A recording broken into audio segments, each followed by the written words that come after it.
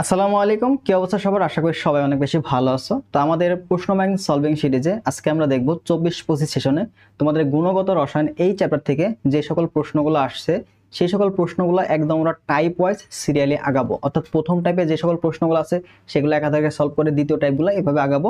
তো তুমি এই যে গুণগত রসায়নের টাইপগুলো সম্পর্কে ধারণা পাবা এবং কেমন টাইপের প্রশ্ন আসে সেটাও ধারণা পাবা। যারা অলরেডি 24 ব্যাচের আছো, তোমরা তো পরীক্ষা দিচ্ছ, যারা নতুন আছো 25 ব্যাচ, তারা কিন্তু এখান থেকে একটা ভালো ধারণা পাবা। তো অবশ্যই চ্যানেলটা সাবস্ক্রাইব করে রাখবা পরবর্তী সকল ক্লাসের জন্য। তো কথা না বাড়াই আমরা শুরু করি। দেখো, প্রথম যে টাইপটা থাকে এটা হচ্ছে তোমাদের এই যে ইলেকট্রন সংখ্যা, প্রোটন সংখ্যা, নিউট্রন সংখ্যা, এই টাইপের প্রশ্ন তোমাকে দিবে। ঠিক আছে, বিশেষ করে তোমাকে চার্জ দেওয়া থাকবে। তো এখানে একটা কার্বনেট মূলক দেওয়া আছে। তো এই কার্বনেট মূলকের মধ্যে কি কি দেওয়া আছে দেখো তো। কার্বন আছে, অক্সিজেন আছে, কয়টা? অক্সিজেন কিন্তু 3টা। এবং টোটালটার উপরে পাওয়ার কত বা চার্জ কত? 2-। আচ্ছা, চার্জ মাইনাস মানে কি বলতো? কোনো কিছুর চার্জ মাইনাস, এটা মানে কি বলতো? ইলেকট্রন সে কি করছে? গ্রহণ করছে। ইলেকট্রন সে গ্রহণ করছে। এবং কোনো কিছু চার্জ যদি পজিটিভ হয় বা পজিটিভ এক্স হয়, তাহলে সেই ক্ষেত্রে কি বলতো? ইলেকট্রন সে ত্যাগ করছে, তাই না? ত্যাগ মানে কি? ইলেকট্রন ছেড়ে দিছে, তার মানে ইলেকট্রন সংখ্যা কমে যাবে। আর মাইনাস মানে ইলেকট্রন সংখ্যা বেড়ে যাবে। তাহলে দেখো এখানে টোটাল যখন এরকম বলবে, তাহলে এই যে মূলকের মধ্যে কি কি আছে? কার্বন আছে না? তাহলে কার্বনের পারমাণবিক সংখ্যা কত? 6। তাহলে আমরা জানি স্বাভাবিক অবস্থায় পারমাণবিক সংখ্যা এবং ইলেকট্রন সংখ্যা সমান থাকে। তাহলে আমরা যদি এখানে দেখো কার্বনেট, এখানে আমাদের যে কার্বনেট মূলকটা আছে, তো সেই ক্ষেত্রে আমরা কি কি পাচ্ছি? কার্বন। তো কার্বনের ক্ষেত্রে দেখো ইলেকট্রন সংখ্যা আমরা যদি দেখি, কার্বনের জন্য ইলেকট্রন কয়টা আছে? কার্বনের জন্য ইলেকট্রন পাবো 6টা। অক্সিজেনের জন্য কয়টা? 8টা। কয়টা আছে অক্সিজেন? 3টা না? তাহলে এখানে আমরা অক্সিজেনের জন্য পাবো হচ্ছে 3 গুণ 8। ঠিক আছে, এবার দেখো টোটাল যৌগমূলকের সাথে 2টা ইলেকট্রন গ্রহণ করছে, তার মানে টোটালটার সাথে 2টা ইলেকট্রন যোগ হবে। তো যদি আমরা এখানে দেখি, দেখো 6 যোগ হচ্ছে 3 আর 24 যোগ হচ্ছে 2, তার মানে এখানে আমরা 32টা মোট ইলেকট্রন পাচ্ছি। 32টা মোট ইলেকট্রন পাচ্ছি, যেটা হচ্ছে আমাদের বিন নাম্বার অপশন দেওয়া আছে। তো এইভাবে আমাদের ইলেকট্রন সংখ্যা তোমাদের বের করতে দিবে, যেখানে চার্জের মানটা দেওয়া থাকে। যে কোনো কিছু তোমাকে দিবে। মনে করো এখানে সালফার SO4, ঠিক আছে, এরকম দিল। তাহলে এটার ক্ষেত্রে আমরা কি করবো? দেখো সালফারের জন্য কি পাবো? 16 পাবো। তারপর দেখো অক্সিজেনের জন্য কত পাবো? 8 গুণ হচ্ছে 4। এবং দেখো এখানে একটা ইলেকট্রন যোগ হয়েছে না? তাহলে এই যে একটা ইলেকট্রন যোগ। তো এইভাবে আমরা যে ভ্যালুগুলো হবে 16 যোগ 4 8 32 যোগ হচ্ছে 2। ঠিক আছে, তাহলে আমরা যদি দেখি 2 2 4 10, এখানে 3 1 4 50 হয়ে গেল।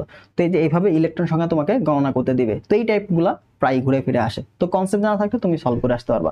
ঠিক আছে, পরবর্তীতে আসো কোন জোড়া আইসোটোন।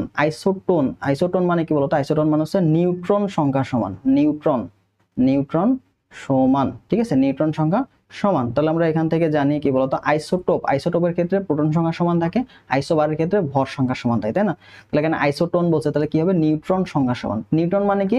নিউট্রন সংখ্যা আমরা কিভাবে পাই? নিউট্রন, এই যে নিউট্রন মানে কি বলতো? ভর মাইনাস পারমাণবিক সংখ্যা। পারমাণবিক সংখ্যা।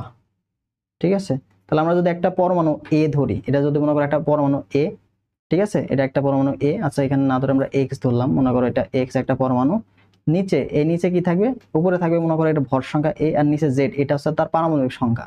তাহলে আমাদের যে নিউট্রন সংখ্যা কি হবে? এ মাইনাস জেড। ঠিক আছে, তাহলে দেখো উপরে কি ভর সংখ্যা না? তাহলে 12 মাইনাস 6, তার মানে এখানে কি হচ্ছে? এটার জন্য আমি নিউট্রন সংখ্যা পাচ্ছি 6, এবং 13 মাইনাস 6 মানে কি 7। তার মানে দেখো 6 এবং 7 দুইটা অসমান, তাহলে অবশ্যই এ নাম্বার হবে না। বি নাম্বারে আসো, 14 থেকে 6 বাদ দাও, থাকে কত? 8 না? তাহলে এই যে নিউট্রন সংখ্যা কত? 8, এবং 16 থেকে 6 বাদ দিলে, আচ্ছা 16 থেকে 6 বাদ দিলে এখানে থাকে তোমার 10। তাহলে কি এটা মিলতেছে? এটাও আমাদের নিউট্রন সংখ্যা সমান হচ্ছে না। আমরা যদি পরবর্তীতে আসি, দেখো এখানে আমাদের 64 29 যদি এটা বাদ দেই,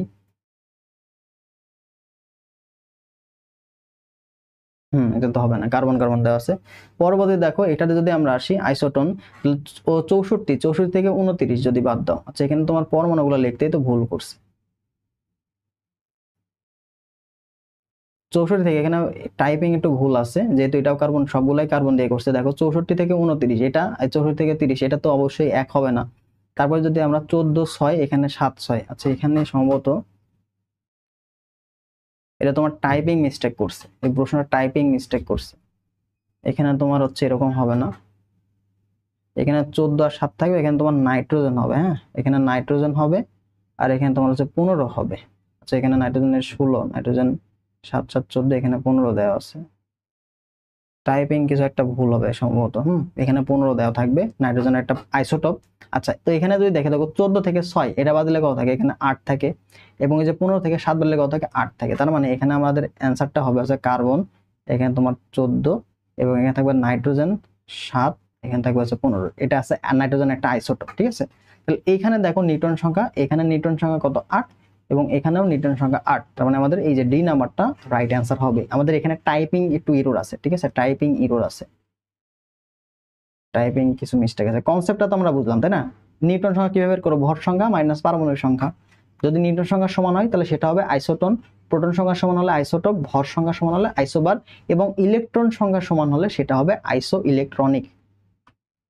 পরবর্তী আসো আইসোটোপে নিউটন সংখ্যা কত। এই যে একটা নিউটন আমাদের আইসোটোপ দেওয়া আছে নাইট্রোজেন, তো নাইট্রোজেনের দেখো নিউটন সংখ্যা কত, তাহলে 15 মাইনাস নিউটন সংখ্যা কত হবে n, এটা সমান আমরা জানি হচ্ছে 15 মাইনাস হচ্ছে 7, তার মানে এটা কত বলতো 8। তাহলে এই যে 8 নম্বর হচ্ছে আমাদের নিউটন সংখ্যা। পরবর্তীতে এখানে আসো আইসোটনের নিউটন সংখ্যা, এটাও তোমার জাহাঙ্গীরনগর বিশ্ববিদ্যালয় 24-25 সেশনে, যেহেতু শিফট ওয়াইজ প্রশ্নগুলো প্রায় সেমই থাকে, তো টাইপটা মিলানোর জন্য একই টাইপের প্রশ্ন দিচ্ছে। এটা একটা আইসোটোপ ক্লোরিনের, এখানে বলছে নিউটন সংখ্যা কত, তাহলে এখানে আমরা নিউটন সংখ্যা কত হবে বলতো 37 মাইনাস হচ্ছে 17, তার মানে এখানে আমরা পাচ্ছি কত 20, তো 20 হচ্ছে আমাদের নিউটন সংখ্যা। তো প্রথম টাইপগুলো এরকমই, তোমাকে আইসোটোপ, আইসোটন, সমান সংখ্যক ইলেকট্রন, সমান সংখ্যক নিউট্রন, এই টাইপের প্রশ্নগুলাই দিবে, ঠিক আছে। নিচের কোনটি ক্লোরাইড এর আইসো ইলেকট্রনিক? আইসো ইলেকট্রনিক মানে কি বলতো, ইলেকট্রন সংখ্যা সমান, ইলেকট্রন সংখ্যা সমান। তাহলে আমরা ক্লোরাইডের ইলেকট্রন সংখ্যা দেখি, ক্লোরাইড এর ইলেকট্রন সংখ্যা কত হবে, নরমালি ক্লোরিন কত বলতো 17 না, তাহলে ক্লোরিনের প্রাথমিক অবস্থায় ইলেকট্রন সংখ্যা কত থাকে 17, যেহেতু এর উপর পাওয়ার তোমার চার্জ কত -1, তার মানে কি একটা ইলেকট্রন যোগ হয়েছে, তাহলে টোটাল ইলেকট্রন সংখ্যা কত হচ্ছে 17, তার সাথে একটা ইলেকট্রন যোগ হয়ে কত হলো 18, তার মানে ক্লোরাইড আয়নে আমাদের ইলেকট্রন সংখ্যা হচ্ছে 18টা আছে। তো এইগুলো আমরা হিসাব করে দেখবো যে কাদের কাদের 18টা ইলেকট্রন আছে। দেখো সালফারের চার্জ কত -2, তার মানে এখানে ইলেকট্রন কি সালফার স্বাভাবিক অবস্থায় থাকে 16, তার সাথে 2টা ইলেকট্রন যোগ হয়েছে, তার মানে 2 যোগ, তাহলে এখানেও কি আমাদের 18টা ইলেকট্রন পাচ্ছি। পরবর্তী দেখো ফসফরাসের ক্ষেত্রে স্বাভাবিক ইলেকট্রন সংখ্যা কত 15, তার সাথে 3টা যোগ হয়েছে, তার মানে এখানেও আমি পাচ্ছি কত 18টি। পটাশিয়ামের ক্ষেত্রে 19, তাহলে ইলেকট্রন সংখ্যা 19, এবং চার্জ কত পজিটিভ না, তাহলে পজিটিভ চার্জ মানে কি একটা বাদ গেছে, তাহলে -1, এটা সমান কত 18, তার মানে আমি দেখতে পাচ্ছি আমাদের তিনটারই ইলেকট্রন সংখ্যা 18 সমান, তার মানে এই তিনটাই ক্লোরাইডের আইসো ইলেকট্রনিক, ঠিক আছে, আইসো ইলেকট্রনিক। তার মানে আমাদের অ্যান্সার হবে কি সবগুলোই। তো এইভাবে আমাদের আইসোটোপ, আইসো নিউটন, তারপর হচ্ছে আইসো ইলেকট্রনিক এইভাবে তোমাকে দিবে, ঠিক আছে। তো আইসো ইলেকট্রনিক কোনগুলো, যেগুলোর ইলেকট্রন সংখ্যা সমান, এই যে ক্লোরাইডের ইলেকট্রন সংখ্যা 18টা, তুমি দেখবা যে কোন অপশনের 18টা ইলেকট্রন আছে, সেটা হবে আমাদের আইসো ইলেকট্রনিক। নেক্সট কোয়েশ্চেন আমাদের হচ্ছে অরবিটাল সম্পর্কে আসছে, ঢাবি 24-25 সেশনে আসা একটা প্রশ্ন, খুবই ইম্পর্টেন্ট একটা প্রশ্ন। দেখো ডি অরবিটাল, এটা তোমাদের বইয়ে ডিরেক্ট ভাবে দেওয়া আছে, দেখো এক্স স্কোয়ার ওয়াই স্কোয়ার, তো এই যে এক্স স্কোয়ার ওয়াই স্কোয়ার, এইটা তোমার এক্স ও ওয়াই অক্ষ বরাবর, এক্স ও ওয়াই অক্ষ বরাবর থাকে, ঠিক আছে। এবং তোমাদের যে জেড স্কোয়ার অরবিটাল, এটা তোমার জেড অক্ষ বরাবর, এটা হচ্ছে জেড অক্ষ বরাবর, এটা হচ্ছে প্রথম অপশন। দেখো X square minus Y square, এটা হচ্ছে এক্স ও ওয়াই অক্ষ বরাবর থাকবে, জেড স্কোয়ারটা হচ্ছে এ জেড বরাবর থাকবে, এবং তোমাদের যে এক্স ওয়াই এটা হচ্ছে এক্স ও ওয়াই এর সাথে 45 ডিগ্রি, এক্স ও ওয়াই অক্ষের সাথে এটা তোমার 45 ডিগ্রি কোণে থাকবে, ঠিক আছে। আবার আমরা যদি ওয়াই জেড এ আসি, তো ওয়াই জেডে তোমার ওয়াই ও জেড এর সাথে এটা 45 ডিগ্রি কোণে থাকে। আর আমরা যদি জেড এক্স এ আসি, সেই ক্ষেত্রেও এটা কি জেড ও এক্স এর সাথে 45 ডিগ্রি কোণে থাকে, ঠিক আছে। তার মানে আমাদের অক্ষ বরাবর চাইছে, তাহলে X square minus Y square এটা থাকে যে এক্স ওয়াই এর অক্ষ বরাবর, এবং জেড স্কোয়ার এটা তোমার থাকবে জেড অক্ষ বরাবর, তার মানে দুইটাই অক্ষ বরাবর হইতে হবে। দেখো এটা হবে উত্তর।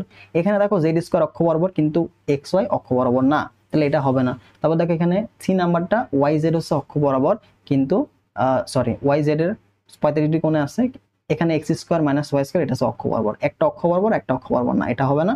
দ্বিতীয় সেম, তার মানে দুইটাই তোমাকে অক্ষ বরাবর হইতে হবে, এরকম অরবিটাল সংখ্যা বের করতে হবে, সেটা বইতেই দেওয়া আছে, ঠিক আছে। আচ্ছা, পরবর্তী প্রশ্ন দেখো এখানে কে পরমাণুর সর্ববহিষ্ঠ, এবার আসলে আমাদের টাইপটা হচ্ছে ইলেকট্রন বিন্যাসের অরবিটাল সংখ্যা, এই টাইপের থেকে যে টাইপের প্রশ্নগুলো আসে। দেখো এটা রাবিতে 24-25 সেশনে আসা একটা প্রশ্ন। তো পটাশিয়াম পরমাণুর এখানে পটাশিয়ামের জায়গায় নেক্সট টাইমে যেখানে আসবে সেখানে পটাশিয়ামের জায়গায় অন্য কিছু দিতে পারে, বাট টাইপটা কিন্তু সেম। দেখো পটাশিয়াম পরমাণুর সর্ববহিস্থ সর্বশেষ যে ইলেকট্রনটা আছে তার 4টি কোয়ান্টাম সংখ্যা। 4টি কোয়ান্টাম সংখ্যা মানে কি বলতো? এন এর মান, এল এর মান, এম এর মান এবং এস এর মান, এটার মান কি হবে, ঠিক আছে? তাহলে আমরা পটাশিয়ামের ক্ষেত্রে কি জানি? পটাশিয়াম কি বলতো? পটাশিয়াম হচ্ছে 19। তার মানে এখানে আমরা কি জানি? 1s2 2s2 2p6 3s2 3p6, এটা পর্যন্ত কি 18, আর 19 নাম্বার কি হবে? 4s1। তাহলে আমাদের কাঙ্ক্ষিত যে সর্বশেষ কক্ষপথ সেটা কি বলতো? সর্বশেষ ইলেকট্রনটা কিসে গেছে? 4s1 এ গেছে, 4s1 এ গেছে। তাহলে আমাদের যে 4s1 এটার ক্ষেত্রে আমাদের বের করতে হবে, এটার ক্ষেত্রে আমাদের n এর মান বের করতে হবে। n কোনটা বলতো ভাই? এই যে আমাদের 4টা হচ্ছে কি n এর মান, তাহলে আমাদের n কত পাচ্ছি? 4 পাচ্ছি। এবার আমরা প্রধান কোয়ান্টাম সংখ্যা পেয়ে গেলাম n এর মান, এবার সহকারী কোয়ান্টাম সংখ্যা l এর মানটা বের করতে হবে। তো l কি হবে বলতো? s এর জন্য l এর মান কত? s এর জন্য l এর মান হচ্ছে, আমরা যদি লিখি দেখো s এর জন্য l ইকুয়াল টু কত? 0। sp এর জন্য l এর মান কত? 1। spd এর জন্য l এর মান কত? 2। f এর জন্য l এর মান হচ্ছে 3, ঠিক আছে? তাহলে আমাদের কি দেওয়া আছে? অরবিটালটা কি বলতো? s না? তাহলে l এর মান কত হবে? l এর মান হবে 0। এবার এটা গেল। তাহলে l এর মান 0 হলে m এর মানও 0 হবে, l এর মান 0 হলে m এর মানও 0 হবে, কারণ m এর মানটা কি বলতো? m এর মানটা হচ্ছে 0 থেকে -l, 0 সহ +l পর্যন্ত, তাই না? তাহলে যেহেতু এখানে l এর মান 0, তাহলে m এর মানটাও 0। আর s প্রথম ইলেকট্রনের জন্য হবে +1/2, প্রথম ইলেকট্রনের জন্য হবে +1/2, দ্বিতীয় ইলেকট্রনের জন্য হবে -1/2, ঠিক আছে? তাহলে আমাদের অ্যানসারটা কি দেখো তো? 4 0 0 +1/2 এরকম একটা অ্যানসার হবে, ঠিক আছে? 4 0 0 +1/2, যেটা a নাম্বারে দেওয়া আছে। ওকে, l এর মান 0 হলে m এর মানটাও 0ই হবে, বুঝতে পারছো?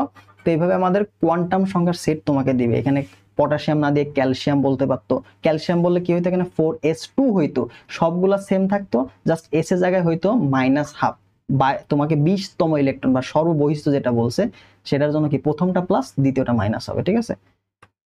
পরবর্তীতে আসো, এখানে 3d অরবিটালের জন্য m এর মান নিচের কোনটি হবে? 3d অরবিটালের জন্য তোমাকে m এর মান বের করতে বলছে, তাহলে m এর মানের জন্য আমাকে l বের করতে হবে, আর l এর জন্য m লাগবে। তাহলে দেখো 3d, এই যে 3d, এই 3d এর জন্য কি এটা আমরা n পাবো, n এর মান কত ভাই? এখানে 3। আর যে d এর জন্য l এর মান কত পাবো?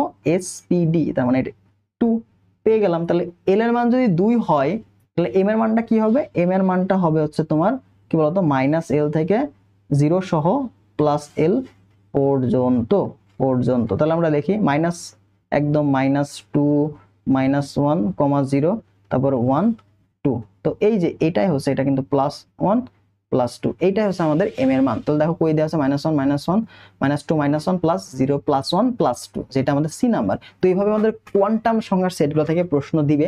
তো কনসেপ্টটা ক্লিয়ার রাখবা, ঠিক আছে? m এর সাথে l কিভাবে কানেক্টেড, l এর সাথে n কিভাবে কানেক্টেড, এবং দেখে কিভাবে বুঝতে পারবো। 3d এর জন্য এই যে 3টা হচ্ছে আমাদের প্রধান কোয়ান্টাম সংখ্যা, আর d এর জন্য তুমি l এর মানটা পাবা, d এর জন্য পাবা l এর মান, ঠিক আছে? পরবর্তী দেখো, এখানে তোমাকে আর একটা যাবি প্রশ্ন 24-25 সেশন আসা একটা প্রশ্ন। d উপশক্তি স্তরে l = 2 এর জন্য, আচ্ছা এখানে l হবে মেবি, হ্যাঁ এটা l হবে, এটা l = 2 এর জন্য m এর কয়টা মান পাওয়া যাবে? m এর কয়টা মান পাওয়া যাবে? তাহলে m এর মানের বের করার সূত্র আছে। m এর মান এটা সমান হচ্ছে 2l + 1, ঠিক আছে? এটা যত m এর মান তুমি পাবা। তাহলে l সমান কত? l সমান তোমাকে 2 হলে, l সমান তোমাকে বলছে 2 হলে, তাহলে m এর মানটা কত হবে? m এর মানটা হবে হচ্ছে 2 গুণন হচ্ছে 2 যোগ হচ্ছে 1, তার মানে কত বলতো? 5। এই 5 কি বলতো? এই 5 হচ্ছে অরবিটাল নির্দেশ করে। কয়টা অরবিটাল আছে? d তে আছে 5টা অরবিটাল, ঠিক আছে? d তে আছে 5টা উপশক্তি স্তর, বোঝা গেল? d এর মধ্যে কি কি আছে বলতো? dxy, dyz, dzx, তারপর dx² - y², তারপর dz²। আমরা যদি p এর ক্ষেত্রে দেখি তাহলে p এর ক্ষেত্রে কি কি থাকে বলতো? p এর ক্ষেত্রে 3টা, px, py এবং হচ্ছে pz, এই দুইটা আমাদের লাগে। এই d এর ক্ষেত্রে 5টা এবং p এর ক্ষেত্রে 3টা, বোঝা গেল? এগুলো লাগে। তো কিভাবে আমরা l এর মান দেওয়া থাকলে m এর মান বের করব? 2l + 1। আর যদি ইলেকট্রন সংখ্যা বলে, ইলেকট্রন, তাহলে কি করব বলতো? প্রত্যেকটা অরবিটালে 2টা করে ইলেকট্রন থাকবে, ইলেকট্রন সংখ্যা। তাহলে আমরা এখানে ইলেকট্রন সংখ্যার জন্য কি পাবো? 2 গুণন 2l + 1, তোমাকে এখানে লিখতে হবে দেখো 5 গুণন 2, তার মানে কত? 10। তোমাকে যদি ইলেকট্রন ধারণ ক্ষমতা বলতো l এর মান 2 এর জন্য কয়টা সর্বোচ্চ ইলেকট্রন থাকতে পারবে, d তে, d অরবিটালে কয়টা ইলেকট্রন থাকতে পারবে? দেখো এই যে 5 গুণন 10, 10টা ইলেকট্রন থাকতে পারে, প্রত্যেকটা দুইটা দুইটা, এটাতে দুইটা, এটাতে দুইটা, এটাতে দুইটা, এটাতে দুইটা, এটাতে দুইটা, এটাতে দুইটা, ঠিক আছে। এইভাবে আমরা ইলেকট্রন ধারণ ক্ষমতাও পাবো। 3D তে কয়টা ইলেকট্রন ধারণ ক্ষমতা, 3p তে কয়টা ইলেকট্রন ধারণ ক্ষমতা, ঠিক আছে। আচ্ছা, পরবর্তীতে আসো, নিচের কোনটি উপশক্তি স্তর বা সাবশেল অনুযায়ী অরবিটালের সংখ্যা প্রকাশ করে? অরবিটালের সংখ্যা ভাইয়া তোমাকে সাবশেল অনুযায়ী অরবিটালের সংখ্যা আমরা কিছুক্ষণ আগে দেখলাম, সেটা কি দিয়ে নির্দেশ করে বলতো? 12+1 না? 12+1, তাহলে দেখো 12+1 কই আছে? সি নাম্বার অপশনটা। অরবিটাল সংখ্যা 12+1। আর যদি তোমাকে বলে ইলেকট্রন সংখ্যা, সেই ক্ষেত্রে আমরা কি জানি? ইলেকট্রন সংখ্যা হচ্ছে 2 × 12+1, ঠিক আছে, 2 × 12+1। পরবর্তীতে আসো, কোন মৌলটিতে সর্বোচ্চ সংখ্যক অযুগ্ম ইলেকট্রন থাকে? অযুগ্ম ইলেকট্রন থাকে ভাই, বিজোড় ইলেকট্রন, তাই না? এটা আমাদের যে বক্স পদ্ধতি আছে না, বক্স পদ্ধতি ইলেকট্রন বিন্যাসের ক্ষেত্রে ওইটা থেকে আমরা জানবো কিভাবে বের করতে হয়। দেখো অক্সিজেন মানে কত? O8 না? তাহলে এটার ইলেকট্রন বিন্যাস যদি আমি করি, দেখো 1s2 2s2 2 2 4 হয়ে গেল। তাহলে এখানে পেলাম কত বলতো? 2p4, ঠিক আছে। তাহলে সর্বশেষ ইলেকট্রন কক্ষপথকে আমরা 2 4 পাচ্ছি। দেখো এস তো পরিপূর্ণ হয়ে গেছে, তাই না? এস পরিপূর্ণ হয়ে গেছে। এখানে দেখো এটা আমরা খুবই শর্টকাটে কিভাবে বের করবো? এস তো পরিপূর্ণ, তাহলে এখানে তো অযুগ্ম ইলেকট্রন সংখ্যা 0। আর এখানে আমরা অযুগ্ম ইলেকট্রন সংখ্যা বের করবো কিভাবে? দেখো পি এর ইলেকট্রন আছে কয়টা? 4টা। থাকার কথা কয়টা? পি তে কয়টা থাকে? পি তে কিন্তু 6টা থাকে, 2p6। সর্বোচ্চ কয়টা থাকে? 6টা না? তাহলে এখানে অযুগ্ম আছে কয়টা জানো? এখানে অযুগ্ম আছে হচ্ছে 6 - 4, এটা সমান হচ্ছে 2। এই যে 2, এটা কিন্তু এটার অযুগ্ম ইলেকট্রন সংখ্যা, এটা কিন্তু অযুগ্ম ইলেকট্রন সংখ্যা। তার মানে তোমার এখানে অযুগ্ম ইলেকট্রন সংখ্যা কত হবে? অক্সিজেনের ক্ষেত্রে অযুগ্ম ইলেকট্রন সংখ্যা 2টা।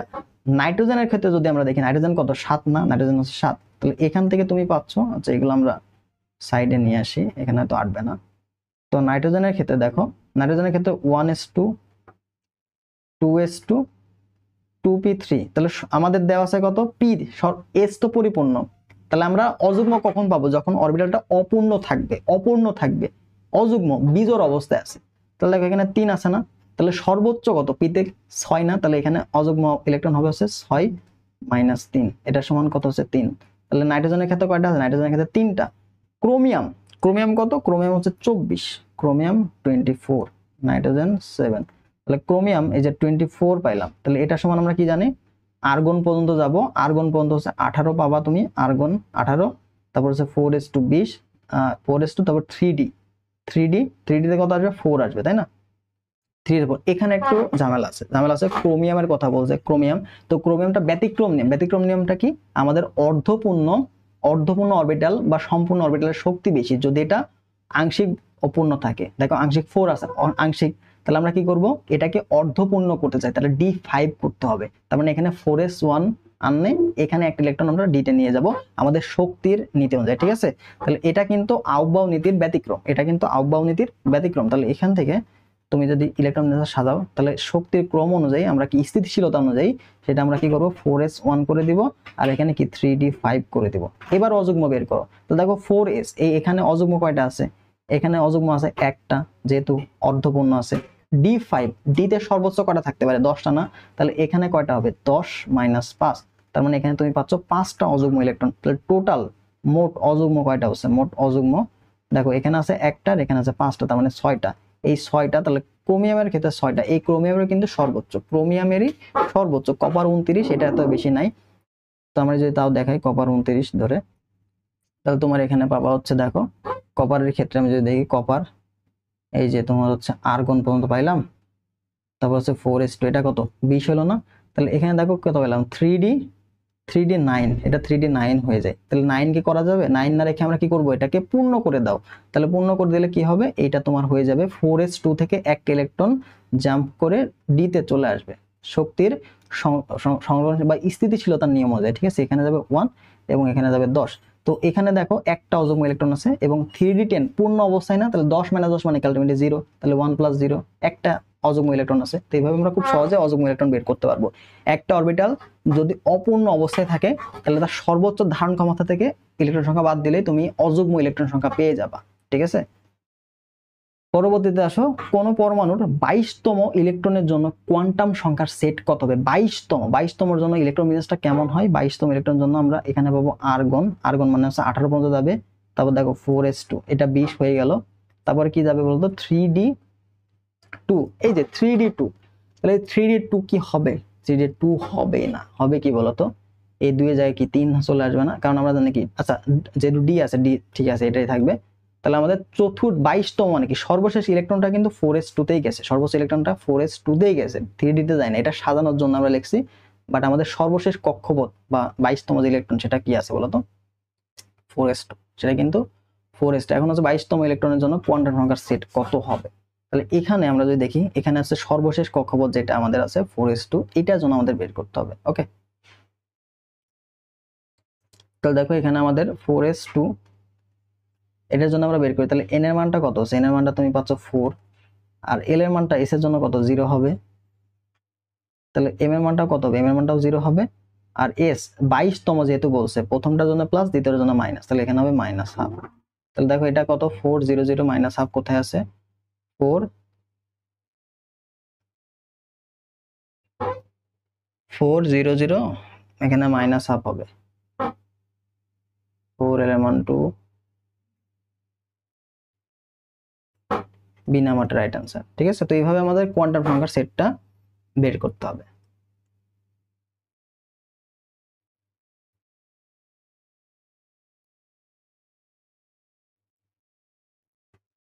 তো পরবর্তী প্রশ্ন দেখো, বোর পরমাণুর মডেল অনুযায়ী পঞ্চম শক্তি স্তরের একটি ইলেকট্রনের কৌণিক ভরবেগ কত। কৌণিক ভরবেগ, কৌণিক ভরবেগের সূত্র আমরা কি জানি, mvr, এটা সমান কি হবে, nh divide by 2 pi. n এর মানটা কত, পঞ্চম শক্তি স্তর মানে কি, n এর মানটা তোমাকে দেওয়া আছে 5। ঠিক আছে, তাহলে দেখো এখানে mvr এটা সমান কত হচ্ছে 5 ইন্টু h ডিভাইড বাই 2 পাই। তাহলে 2 দিয়ে এটাকে কাটলে কত থাকে, 2.5 না, উপরে থাকলো 2.5 h ডিভাইড বাই পাই, যেটা দেওয়া আছে 2.5 ইন্টু h ডিভাইড বাই, এটা হচ্ছে ডি নাম্বার অপশন। তাহলে এইভাবে আমরা কৌণিক ভরবেগটা বের করব। কৌণিক ভরবেগের তোমাকে সবসময় দেখবা যে শক্তি স্তরের মানটা দেওয়া আছে, তোমাকে কৌণিক ভরবেগের মান বসাইতে হবে, এন এর মানটা বসাই দিলেই তুমি পেয়ে যাবা। পরবর্তী দেখো সাস্টে আসছে একটা প্রশ্ন 24 পজিশনে, নির্দিষ্ট কক্ষপথ বা শক্তি স্তরে আবর্তনরত ইলেকট্রনের কৌণিক ভরবেগের সূত্রটা কি, ফর্মুলাটা কি, এমবিআর সমান কত। এমবিআর সমান কি, nh ডিভাইড বাই 2 পাই, যেটা এ নাম্বারে দেওয়া আছে। পরবর্তীতে আসো তরঙ্গ, এই যে তরঙ্গের উদাহরণগুলো, এই টাইপটা অনেক বেশি গুরুত্বপূর্ণ। বর্ণালী পাঠ, বর্ণালী, তো বর্ণালী পাঠগুলো অবশ্যই ভালো করে পড়বা। ঠিক আছে, বর্ণালী পাঠটা অবশ্যই ভালো করে পড়বা। দেখো কোনটি মাইক্রোওয়েভ তরঙ্গের ফ্রিকোয়েন্সি, এটার অ্যান্সার হচ্ছে 3 × 10⁸ থেকে 3 × 10⁻11। তাহলে এটা অবশ্যই তোমাকে মুখস্থ থাকতে হবে, মুখস্থ না রাখলে তো এটা মান পাবা না, তাই না। তো তরঙ্গ দৈর্ঘ্যগুলো অবশ্যই মাথায় রাখবা। ইউভি রশ্মিগুলো, মাইক্রোওয়েভ এবং আইআর রশ্মিগুলো ইম্পর্টেন্ট। এটা কিন্তু জাহাঙ্গীরনগর বিশ্ববিদ্যালয়ে আসে। দেখো নিউটনের কণ্ঠে তড়িৎ চুম্বকীয় রশ্মির ফ্রিকোয়েন্সি বেশি, ফ্রিকোয়েন্সি মানে কম্পাঙ্কটা বেশি। তাহলে কম্পাঙ্কটা আলটিমেটলি তরঙ্গ দৈর্ঘ্যের ব্যস্তানুপাতিক, যার তরঙ্গ দৈর্ঘ্য সবচাইতে কম সেটার ফ্রিকোয়েন্সি বেশি। তাহলে এখানে সবচাইতে কম হচ্ছে এক্স রে রশ্মি, এক্স রে রশ্মির তরঙ্গ দৈর্ঘ্য সবচাইতে কম, এক্স রে রশ্মির তরঙ্গ দৈর্ঘ্য ল্যামডা, এটা হচ্ছে মিনিমাম। তাহলে এটা মিনিমাম হলে ফ্রিকোয়েন্সি এটা কি হবে, এটা হচ্ছে ম্যাক্স, এটা হচ্ছে ম্যাক্স। ঠিক আছে, তরঙ্গ দৈর্ঘ্য সবচেয়ে কম কার, ইউভি রশ্মি। সবচেয়ে বেশি কার, বেশি কিন্তু রেডিও ওয়েভ, এটা হচ্ছে সবচেয়ে বেশি, এটা হচ্ছে বেশি তরঙ্গ দৈর্ঘ্য। তার মানে ফ্রিকোয়েন্সি সবচেয়ে কম, ফ্রিকোয়েন্সি সবচেয়ে কম। ঠিক আছে, তরঙ্গ দৈর্ঘ্য যত বাড়বে ফ্রিকোয়েন্সি তত কমবে। জীবাণুনাশে কোন তরঙ্গ দৈর্ঘ্যের রশ্মি ব্যবহার করে, ইউভি রশ্মির মধ্যে কত সময় নেওয়া হয়, কতটুকু নেওয়া হবে, এটা তোমার কুমিল্লা ইউনিভার্সিটি বা খুলনা ইউনিভার্সিটি আসে 24 পজিশনে। এটা তোমার হবে হচ্ছে 240 থেকে 280। ঠিক আছে, 240 থেকে 280 ন্যানোমিটার ইউভি রশ্মির জন্য। ঠিক আছে, এটা তোমার হচ্ছে এই যে ব্যবহারগুলা, জীবাণুনাশক চিকিৎসা ক্ষেত্রে যে ব্যবহারগুলা, এই ধরনের ব্যবহারগুলো আমাদের জন্য গুরুত্বপূর্ণ বর্ণালীর ক্ষেত্রে। তো এগুলোটা অবশ্যই বই থেকে দেখে নিবা।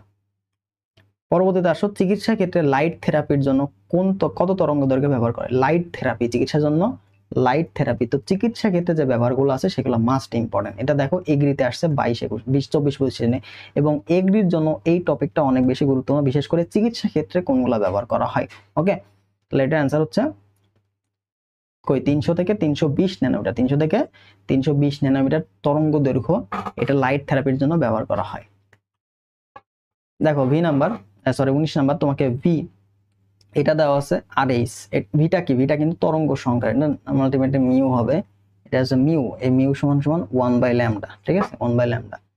আচ্ছা, এটা সমীকরণটিতে লাইমেন সিরিজের জন্য এন মান কত, লাইমেন বামার পার্সেন্ট, লাইমেন বামার পার্সেন্ট। তো লাইমেনের জন্য, লাইমেন লাইম্যানের জন্য আমরা কি পাবো? লাইম্যানের জন্য N1, এই N1 এর মানটা হচ্ছে 1। লাইম্যান বামারের জন্য পাবো কত? N1 এর মান হচ্ছে 2। লাইলির বাবা পাবে বাস্কেট ফুল, এভাবে মনে রাখতে পারবো। N1 এ হবে হচ্ছে 3,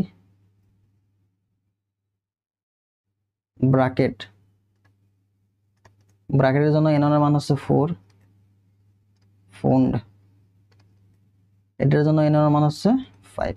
তো এইগুলো আমরা সূত্র মনে রাখবো, ঠিক আছে? যখনই লাইম্যান সিরিজ বলবে N1 এর মান তোমাকে দেওয়া থাকবে না, N2 এর মান তোমাকে দেওয়া থাকবে, ঠিক আছে? এখানে N2 এর মান তোমাকে দেওয়া থাকবে যে কোন কক্ষপথ থেকে আসবে, কোন কক্ষপথ থেকে ইলেকট্রনটা আসবে, কোথায় আসবে লাইম্যান সিরিজের ক্ষেত্রে, তখন তোমাকে N1 এর মানটা ধরে নিতে হবে। তো আমরা একটা ম্যাথ করবো এরকম, তারপর ক্লিয়ার হবে। তাহলে লাইম্যানের জন্য কত পাবো? লাইম্যানের জন্য পাবো 1। পরবর্তী দেখো, চিকিৎসা ক্ষেত্রে আয়ার রশ্মি প্রধানত কোন কাজে ব্যবহার করা হয়? তাহলে এটা আমাদের কুমিল্লা বিশ্ববিদ্যালয়ে আসছে। আয়ার রশ্মি কেন ব্যবহার করা হয় জানো? আয়ার রশ্মি তাপমাত্রা, ত্বকের যে তাপমাত্রাটা না, এটা বৃদ্ধি করার জন্য, বা টিস্যুর তাপমাত্রা, এটা হচ্ছে সি নাম্বারটা।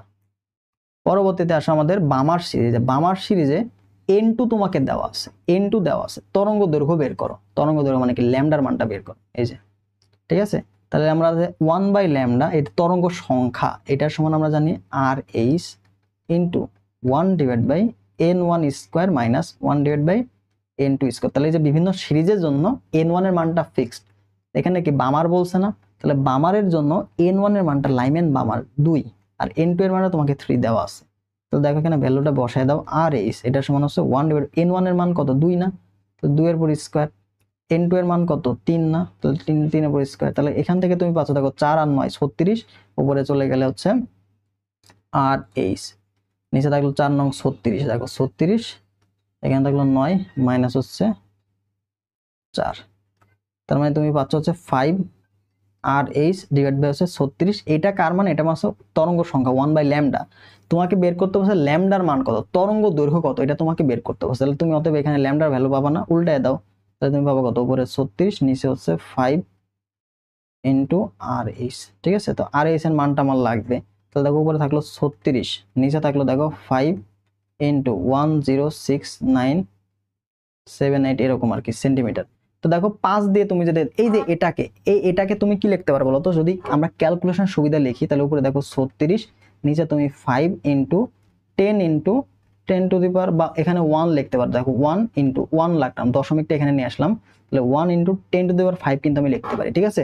এবার 5 দিয়ে যদি 36কে তুমি ভাগ করো, 5 দিয়ে 36 ভাগ করলে এখানে কি পাবো? 6 পয়েন্ট সামথিং পাবা না? 6 পয়েন্ট সামথিং। তাহলে দেখো এখানে 6 পয়েন্ট সামথিং থাকলো গুণ, এই যে 10 টু দি পাওয়ার 5 কি উপরে চলে যাবে না? 1 বাই আছে, তাহলে এটা পাওয়ার কি নেগেটিভ হয়ে যাবে, 10 টু দি পাওয়ার -5। তাহলে 6 point something into 10 to the power -5 কোথায় আছে দেখো তো? 6 পয়েন্ট সামথিং, দেখো এই যে বি নাম্বারটা 6 point something 10 to the power -5। তো এইভাবে আমরা হ্যান্ড ক্যালকুলেশন কাছাকাছি মান ধরে করব। ডিরেক্ট অ্যাকুরেট মান বের করতে গেলে আমাদের জন্য টাইম লাগবে বেশি, তো তোমাকে কাছাকাছি মানগুলোই দেওয়া থাকবে। দেখো 4 থেকে 7, 6 এটা কিন্তু অনেক দূরত্ব, 6 থেকে 5 এটা দূরত্ব, 6 থেকে 7, তো এগুলো আমরা কাছাকাছি মান ধরে করব। 5 কে 14 দিয়ে ভাগ করলে কত? 6 এর কাছাকাছি একটা মান পাচ্ছ, 6 থেকে একটু বেশি, 7 এর থেকে কম। এবং এই যে 106978 এরকম আমরা কি 1 ইন্টু 10 টু দি পাওয়ার 5 লিখতে পারি। তাহলে এটা উল্টায় গেলে 10 টু দি পাওয়ার -5 হয়ে যাবে। পরবর্তীতে আসো, এমআরআই যন্ত্রের সাহায্যে মানবদেহে রোগ নির্ণয়ের জন্য কোন মৌলটির ভূমিকা? তো এমআরআই যন্ত্রে NMR যৌগ ব্যবহার করা, সেক্ষেত্রে আমরা কি ব্যবহার করি? হাইড্রোজেন ব্যবহার করা হয়। তারপর হচ্ছে তোমার যে কার্বন ব্যবহার করা হয়, ঠিক আছে? এখান থেকে এগুলো ব্যবহার করা হয়। ফ্লোরিন যদি বলি নিষ্ক্রিয় যৌগ হিসেবে, এগুলো ব্যবহার করা হয় তোমার হচ্ছে এমআরআই যন্ত্রে, ঠিক আছে? পরবর্তীতে আসো, ক্যালসিয়াম নিয়মিত কোন দ্রবণে বেশি, ঠিক আছে? তো এই যে দ্রবণগুলা, তো এটা কি? অবশ্যই হাইড্রোক্লোরিক অ্যাসিড আমাদের এখানে কি বলতো সবচেয়ে বেশি অ্যাসিডিক না? তাহলে এখানে আমাদের যেটা হবে, এটা হচ্ছে বি নাম্বারটা 0.1 মোলার হাইড্রোক্লোরিক অ্যাসিড। তো এই যে আমাদের যে ক্যালসিয়াম কার্বনেট যেটা আছে,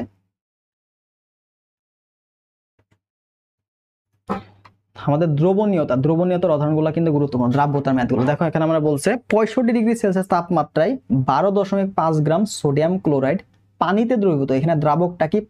পানিতে দ্রবীভূত করে 60 গ্রাম সম্পৃক্ত দ্রবণ উৎপন্ন। দেখো যে দ্রবণটা তৈরি হচ্ছে সে কি? সম্পৃক্ত দ্রবণ। কতটুকু দ্রবণ? 60 গ্রাম। দ্রব কতটুকু? এটা হচ্ছে দ্রব হচ্ছে 12.5 গ্রাম। আচ্ছা, এবার সেম ভাবে তোমাকে বলছে তাহলে 20 গ্রাম সোডিয়াম ক্লোরাইডকে ওই তাপমাত্রাতেই পানির সাথে সম্পৃক্ত করতে কতটুকু পানি লাগবে, ঠিক আছে? পানির সাথে সম্পৃক্ত করতে কতটুকু পানি লাগবে আর কি, কতটুকু পানির সাথে সেটা সম্পৃক্ত হবে। তাহলে দেখো এখানে তোমাকে বলেছে 12.5 গ্রামের জন্য 60 গ্রামের সম্পৃক্ত দ্রবণ তৈরি হয়, তাহলে 20 গ্রামের জন্য কতটুকু হবে? তাহলে এই যে 60 গ্রাম সম্পৃক্ত দ্রবণ তৈরি করতে কতটুকু পানি লাগছে এটা তুমি আগে বের করে ফেলো। তাহলে দেখো তোমাকে 12.5 গ্রাম 12.5 গ্রাম সম্পৃক্ত করতে পানি লাগছে। সম্পৃক্ত করতে পানি লাগে কতটুকু বলতো? এই যে পানি কই থেকে পাবো? দ্রবণ থেকে, দ্রব বাদ দিলে পানির মানটা পেয়ে যাবো, তাই না? যেহেতু এটা দ্রাবক। 60 মাইনাস 12.5, ঠিক আছে? তাহলে এখানে আমরা পাচ্ছি কত দেখো তো,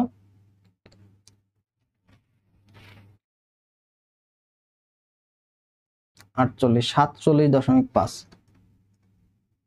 ঠিক আছে? এটা পাইলাম। তাহলে অতএব 1 গ্রাম বা হচ্ছে 20 গ্রামের জন্য কতটুকু পানি লাগবে? তাহলে দেখো 20 গ্রাম সম্পৃক্ত করতে কতটুকু পানি লাগবে? যে 20 গ্রাম সম্পৃক্ত করতে কতটুকু পানি লাগবে? 47.5 ডিভাইড বাই হচ্ছে 12.5 গুণন হচ্ছে 20, ঠিক আছে? মানগুলো দেখো কাছাকাছি আমাদের দেওয়া আছে, এখানে আবার হাজিদান এসে, তো এখানে আমাদের 12.5, এখানে 20, এগুলো তোমাকে কাটাকাটি করতে হবে। তো 47, এখানে তো 12 দিয়ে দেখো কোনোভাবে ভাগ যায় কিনা। আমরা জানি কি 12 দিয়ে যদি 48কে ভাগ করতাম তাহলে 4 12 48 হইতো। এটা কি হইতো বলতো? 4 12 48, তার মানে এখানে তোমার অবশ্যই 4-এর কাছাকাছি একটা মান বা 4-এর থেকে একটু ছোট মান, 4-এর থেকে একটু ছোট, এটা কিন্তু 48 না, এটা কিন্তু 12 থেকে বেশি। তার মানে অবশ্যই ভাগফলটা অবশ্যই 3.8 বা 3.7 এরকম হবে। কেন হবে? দেখো এখানে 48 নাই, এখানে কি আছে 12.5, তার মানে 12 থেকেও একটু বেশি। 12 দিয়ে ভাগ করলে 4 হতো, 0.5 দিয়ে ভাগ করলে তার থেকে আরো একটু কমে আসছে না? তাহলে অবশ্যই 3 পয়েন্ট সামথিং হবে। তাহলে 3 দুগুণে কত? 6, বা 3.5 কে তুমি যদি গুণ করো তাহলে কি 7 হয় না? তাহলে 70 থেকে বেশি হবে এবং 80 থেকে কম। তাহলে 70 থেকে বেশি, 80 থেকে কম একটা মান কোনটা আছে? ডি নাম্বার অপশন না? তাহলে ডি নাম্বারটাই অপশন আছে। এই প্রশ্ন, এই ভাগ কাটাকাটি তুমি যদি ডিরেক্ট করতে যাও একদম অ্যাকুরেট মান, তাহলে তোমার এটাতেই সময় নষ্ট চলে যাবে 2-3 মিনিট। এত তো দরকার নাই, আমার কি কাছাকাছি একটা মান ধরে এটার অ্যান্সার বের করতে হবে, ঠিক আছে? কারণ এটা 4 হবে না, 4-এর থেকে ছোট হবে। তার মানে 4 দিয়ে বেশি গুণ করলে আমি 80 পাইতাম, তাহলে 80 থেকে ছোট কিন্তু 70-এর থেকে বড় হবে। তাহলে 80 থেকে ছোট আর 70 থেকে বড় একটা অপশনই আছে, এটা ডি নাম্বার। এভাবে হ্যান্ড ক্যালকুলেশন গুলো করবা, ঠিক আছে? যত বেশি প্র্যাকটিস করবা হ্যান্ড ক্যালকুলেশন গুলো তত বেশি স্মুথলি তুমি করতে পারবা। পরবর্তীতে আসো 25 নাম্বার। 30 ডিগ্রি সেলসিয়াস তাপমাত্রায় কোন লবণের দ্রাব্যতা তোমাকে আছে, দ্রাব্যতা এত লিটার। এটা দ্বারা কি বোঝায়? এটার দ্বারা বোঝায় হচ্ছে যে তোমার 1000 ml এ কতটুকু আছে? 1000 ml 5.020 দ্রব আছে, ঠিক আছে? তাহলে দ্রাব্যতা 1.0 গ্রাম পার লিটার দ্বারা কি বোঝায়? যে প্রতি 1 লিটার বা 1000 ml 5.0 গ্রাম দ্রব আছে। আচ্ছা, তাহলে 400 ml সম্পৃক্ত করতে কতটুকু লবণ লাগবে? 400 ml, তাহলে 1000-এর জন্য লাগে 5 গ্রাম, তাহলে তোমার হচ্ছে 400 জন্য কত লাগবে এটা তোমাকে বের করতে হবে, তাই না? লবণের দ্রাব্যতা মানে হচ্ছে 1000 ml কে সম্পৃক্ত করতে লাগে হচ্ছে 5 গ্রাম। তাহলে অতএব এখান থেকে তুমি পাবা হচ্ছে 400 ml। এই যে 400 ml কে সম্পৃক্ত করে, এই যে সম্পৃক্ত করে হচ্ছে 5.0 গ্রাম। তাহলে এখান থেকে তুমি পাবা হচ্ছে 5 ডিভাইড বাই হচ্ছে 1000 গুণন হচ্ছে 400, 2 কাটা, তাহলে 5/10, তার মানে হচ্ছে তুমি পাবা হচ্ছে 0.5, ঠিক আছে?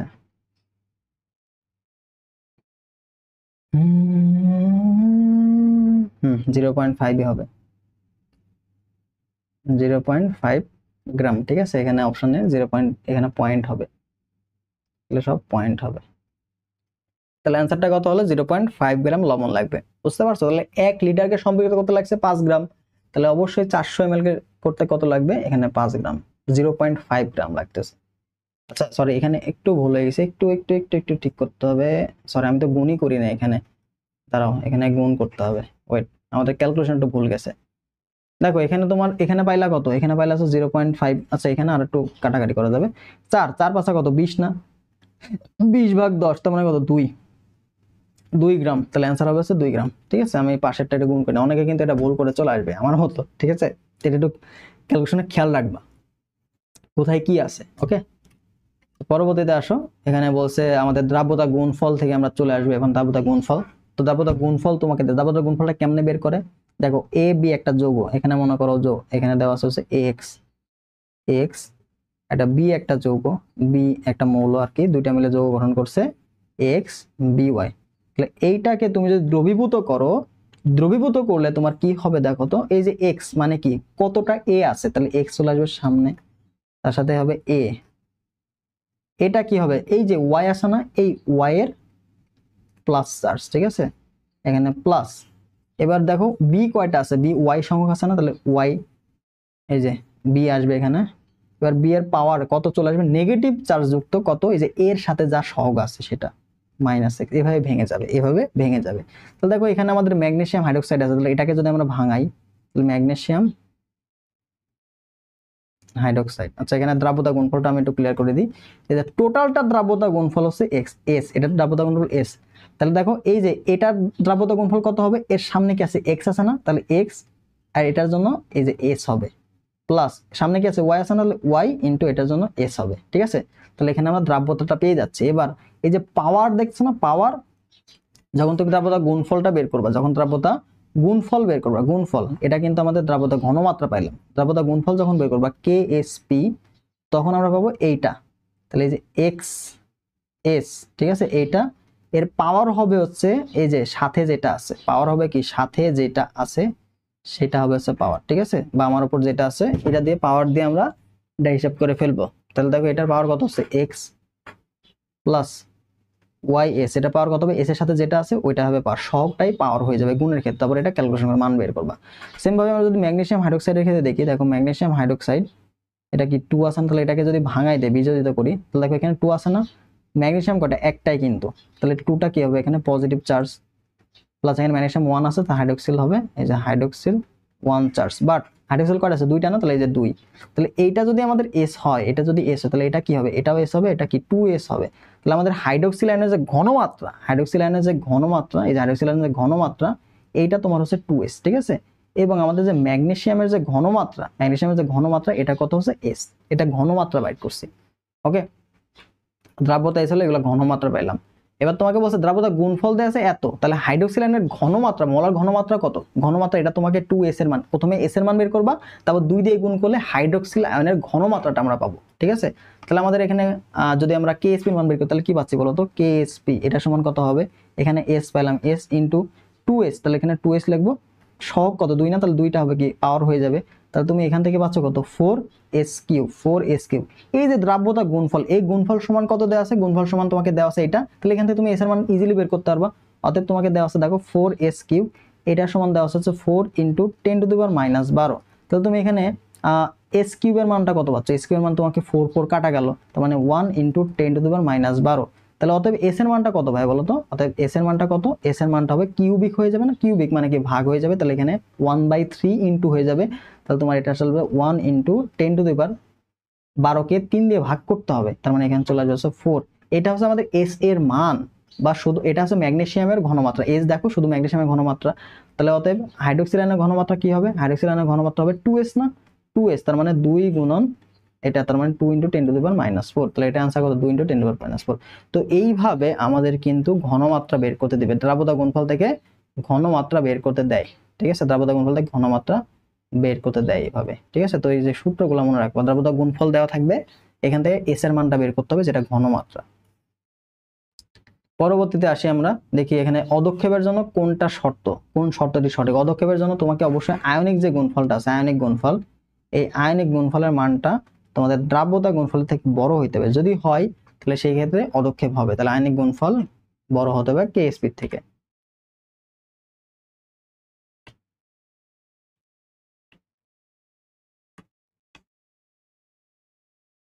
নিচে চলে গেছে, দেখো এই যে সিলভার ক্লোরাইড এর ক্ষেত্রে কেএসপি ও দ্রাব্যতা এর সম্পর্কটা কি হবে, মানে কেএসপি এর মধ্যে আর এস এর মধ্যে সম্পর্ক।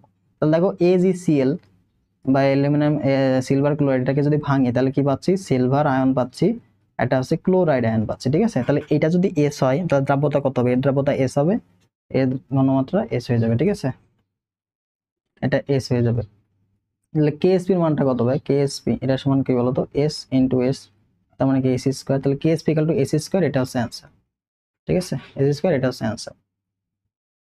তো আরেকভাবে মনে রাখতে পারো, যদি এ বি হয়, এ বি এটা হলে কি হবে, এটার ক্ষেত্রে কেএসপি এটা সমান হচ্ছে এস স্কয়ার।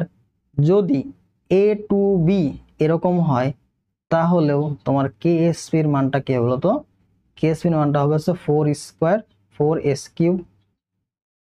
যদি দেখো A2B3 এরকম, তাহলে সেই ক্ষেত্রে হবে তোমার হচ্ছে 4 নং এখানে 3 3 কেন 4 নং 36 s⁵, ঠিক আছে। এইভাবে আমাদের মানগুলা কিন্তু লাগবে, এভাবে কিন্তু মানগুলা দিবে, ঠিক আছে। শর্টকাটে মনে রাখতে পারো। এই যে 27 s⁴, এটা কখন হবে বলো তো? 27 s⁴ এটা কখন হবে? কত? 3 নং 27 না? 3 নং 27 অথবা 4 নং 27, এভাবে ধরে আমরা করতে পারি। আচ্ছা এখানে তো 4 নং 36, আচ্ছা এখানে তোমার হচ্ছে 3 নং 27, 3 আর 9 হিসাবে করবে, আমরা পরে দেখতেছি, ঠিক আছে। এখানে হচ্ছে s এবং হচ্ছে s3। তাহলে দেখো এখানে 3 থাকবে, এখানে আমরা তোমার দেখো এটা কখন হবে। এটা যদি দেখো যে এরকম কোনো যৌগ আছে ab3 যৌগ এরকম আছে, তাহলে এটা হয়ে যাবে হচ্ছে 27 s⁴। পরবর্তীতে আসো, লেড ক্লোরাইডের দ্রাব্যতা গুণফল তোমাকে দেওয়া আছে Ksp, এটা দেওয়া আছে। লেড আয়নের ঘনমাত্রা কত? এই যে সেম ভাবে ম্যাগনেসিয়াম হাইড্রোক্সাইড যেটা করলাম না, ওইটা এটা আসছে কোথায়? চট্টগ্রাম ইউনিভার্সিটি আসছে। চট্টগ্রামে কিন্তু ক্যালকুলেটর ইউজ করা যায়, ঠিক আছে। তাহলে তোমাদের দেখো PbCl2 না, তাহলে এখানে আমরা কিন্তু ডিরেক্ট দেখেই বলতে পারো PbCl2, এটা আমরা কত পাচ্ছি বলতো? একটা লেড আয়ন পাচ্ছি +2, দুইটা ক্লোরাইড আয়ন পাচ্ছি, তার মানে এখানে Ksp মান, এটা S এটা হচ্ছে 2s, তাহলে Ksp মানটা কত আসছে? Ksp দেখো s * 2s তারপরে স্কয়ার, তার মানে দেখো 4s3, এই যে 4s3 এটার সমান তোমাকে দেওয়া আছে 1.6, তার মানে অতএব তোমাকে দেওয়া আছে 4s3। লেড আয়ন মানে কি? লেড আয়নের ঘনমাত্রা শুধু s, তো দেখো এখানে 4s3 এটার সমান দেওয়া আছে হচ্ছে 1.6 × 10⁻⁵। তাহলে এখানে তুমি 4 দিয়ে ভাগ করো, দেখো 1.6 আছে, আমি ভাগ করতে পারছি না। যদি 16 হইতো তাহলে ভাগ করতে পারতাম। তাহলে এখানে যদি 16 বানাতে চাই, তাহলে এখানে পাওয়ার একটা মাইনাস আকারে বাড়বে, তাহলে -6 হবে।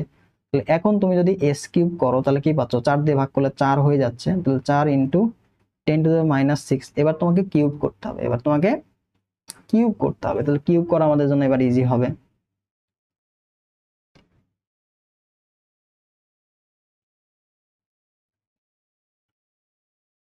তাহলে দেখো এখানে আমরা পাচ্ছি s এর মান, অতএব s এটা সমান কত?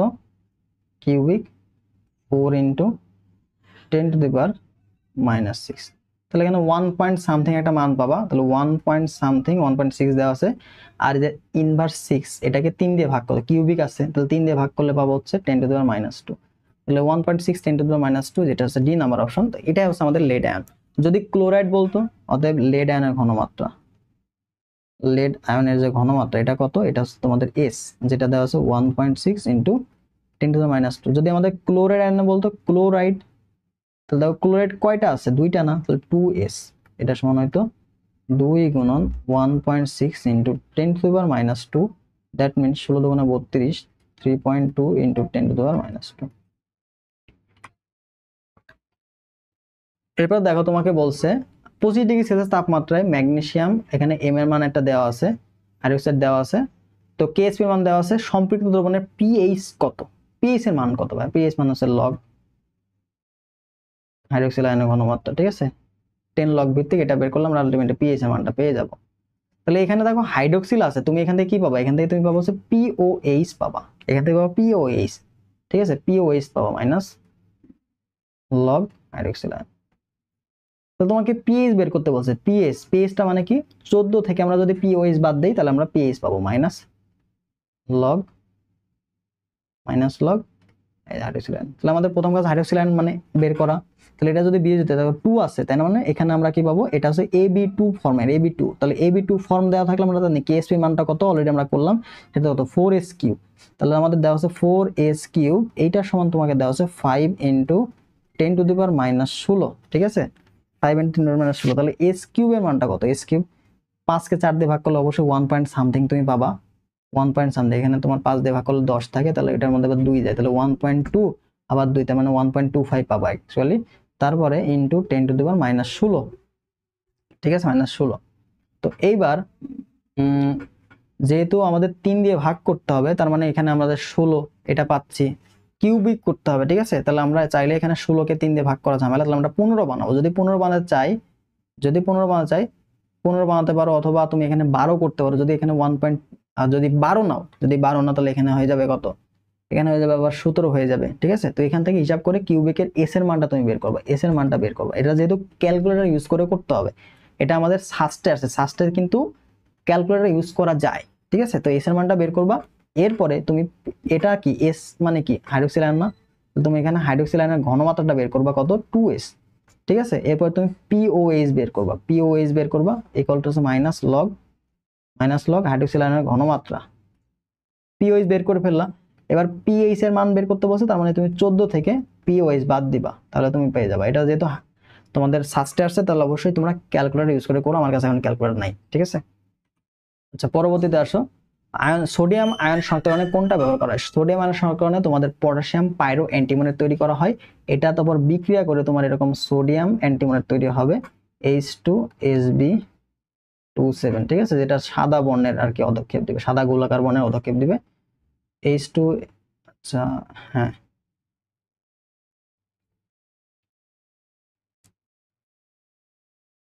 আচ্ছা এটা না, এটা O7 হবে, এই যে K2Sb27 পাইরো অ্যান্টিমনেট। পরবর্তীতে আমাদের কিউপাস আয়নের অধিক দ্রবণে অধিক সোডিয়াম হাইড্রোক্সাইড, এটা তোমার সোডিয়াম হাইড্রোক্সাইড হবে, ঠিক আছে। সোডিয়াম হাইড্রোক্সাইড দ্রবণ যোগ করলে কি বর্ণ সৃষ্টি হবে? যদি কপার আয়নে সোডিয়াম হাইড্রোক্সাইড দ্রবণ যোগ করা হয় তাহলে এখানে গাঢ় নীল বর্ণ তৈরি হবে, গাঢ় নীল। এটা তোমাদের আয়ন শনাক্তকরণ, এখানে তোমরা পেয়ে যাবে। দেখো কপার সালফেট দ্রবণে সোডিয়াম হাইড্রোক্সাইড, আবার ভুল করছে এখানে, সোডিয়াম হাইড্রোক্সাইড দ্রবণ ধীরে ধীরে যোগ করলে কোন বর্ণ? আমরা কিছুক্ষণ আগে দেখলাম কপার আয়ন, এখানে তুমি কি পাবা? এখানে তুমি কপার আয়ন পাবা না, তাহলে এটাও যা আগেরটাও সেম, সেটা কি হবে? নীল বর্ণ। পরবর্তী দেখো কোন দ্রবণটি যোগ করলে ফেরাস সালফেট দ্রবণে সবুজ অধক্ষেপ পাওয়া যায়? সবুজ অধক্ষেপ তুমি কখন পাবো? যখন অ্যামোনিয়াম হাইড্রোক্সাইড যোগ করা হবে তখন কিন্তু সবুজ অধক্ষেপ পড়বে, ঠিক আছে। সি নাম্বারটা রাইট আনসার।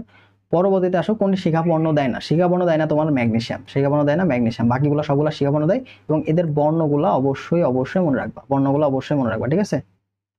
পটাশিয়াম বেগুনি, ক্যালসিয়াম হচ্ছে লাল, কিউপাস হচ্ছে নীল বর্ণ, তো এই যে বর্ণগুলো অবশ্যই মনে রাখবা।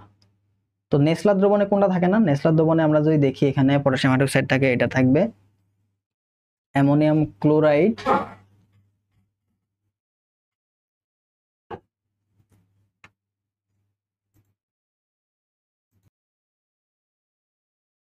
দেখো আমাদের পরবর্তী প্রশ্ন ছিল নেসলার দ্রবণে কোনটা থাকে না। তো নেসলার দ্রবণটা কি কি থাকে দেখি আমরা। নেসলার দ্রবণে থাকে তোমার হচ্ছে সোডিয়াম হাইড্রোক্সাইড অথবা পটাশিয়াম হাইড্রোক্সাইড যোগ পটাশিয়াম, ঠিক আছে। তো এইখানে যেহেতু নেসলার দ্রবণ কেন ব্যবহার করা হয়? অ্যামোনিয়াম শনাক্তকরণে, তার মানে এইটা থাকবে, অ্যামোনিয়া এটা কোনোভাবেই থাকবে না, এটা তো আমাদের যৌগের মধ্যেই থাকবে, তার মানে আমাদের রাইট অ্যান্সার কোনটা? থাকবে না, কোনটি থাকে না? সেটা হচ্ছে অ্যামোনিয়া। আমরা অ্যামোনিয়াম শনাক্ত করি, অ্যামোনিয়াম, এই যে এইটা শনাক্তকরণে এটা শনাক্ত করি, অ্যামোনিয়া শনাক্ত করি না, ঠিক আছে। পরবর্তীতে আসো, একটি দ্রবণে পটাশিয়াম ফেরোসায়ানাইড যদি যোগ করা হয় তাহলে বাদামি অধক্ষেপ পড়বে হচ্ছে কপার, ঠিক আছে, কপার আয়ন যেটা আছে এইটা। তাহলে এইগুলাই ছিল মূলত আমাদের গুণগত রসায়ন থেকে আসা প্রশ্ন। তো তোমরা যেই টাইপগুলো দেখাইলাম এই টাইপের প্রশ্নগুলো ভালো মতো সলভ করবে, এগুলো থেকে প্রত্যেক বছরে ঘুরে ঘুরে প্রশ্ন আসে, তো যে একটা ধারণা তুমি আশা করি পাইলা। তো 24-25 সেশনে যে প্রশ্নগুলো তোমাদের সলভ করলে যদি কোনো প্রবলেম থেকে থাকে